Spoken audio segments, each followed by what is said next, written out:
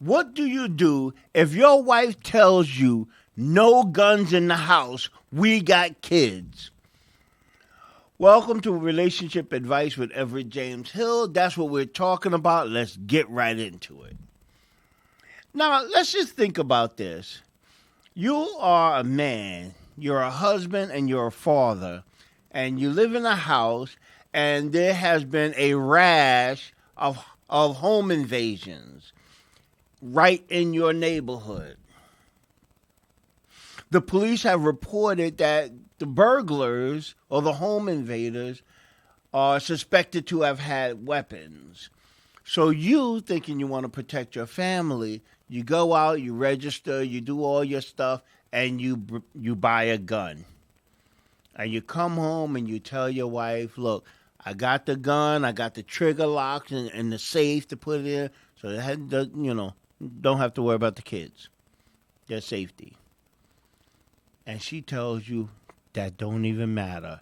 No guns in my house because we have kids. So what do? Do you give up the gun? Do you keep the gun? Despite what she says, how would you handle that? Well, for me, it's plain and simple. I'm not giving up no guns. I am not giving up my gun. And I don't think no man should give up his gun. If he has a wife and kid to protect, no man should give up his gun, despite what she says. And the reason for that is because if it becomes your turn and that guy or those guys come crawling through your window or come breaking in your front door, if they have a gun and you don't have a gun, then you have failed in your obligation to protect your family because they will kill you, right? Because no matter how much kung fu you know, you ain't chopping no bullets. So they will kill you. And then they'll step over your dead body, and the only people left is your wife and your kids. And if God have mercy on their soul, the burglars will just kill them both and call it a day. But if not, they got all kinds of things they could do to your family. What do you think about that? As a man, as a husband, as a father, you have an obligation to protect your family at all costs. So no, honey, I'm sorry that you feel that way. Have a drink and get over it. These guns ain't going nowhere. Nowhere. One of the guys told me, he said, but what if she threatens to leave you and take the kids? I said, well, either way, I'm successful in my protection. Because if she pack up the kids and leave and go to her mother's house, they're not in the neighborhood where all the danger is, so they're safe. If they stay here with me, with these guns in the house, they're safe. Now listen, I'm not trying to be ridiculous. None of this stuff promises a guarantee of an outcome in your direction. But just consider this. If you have a gun, you stand a better chance of protecting your family than you do if you don't have one. Because rest assured you, 9 times out of 10, the guy crawling in your windows got something. I'm not saying they all got guns. They got something. So yes, your wife's fears is credible. But if she don't accept that you got a trigger lock and you put the gun unloaded in a little lockbox, if she can't accept that, brothers, you cannot compromise on this. You cannot care how she feels on this one.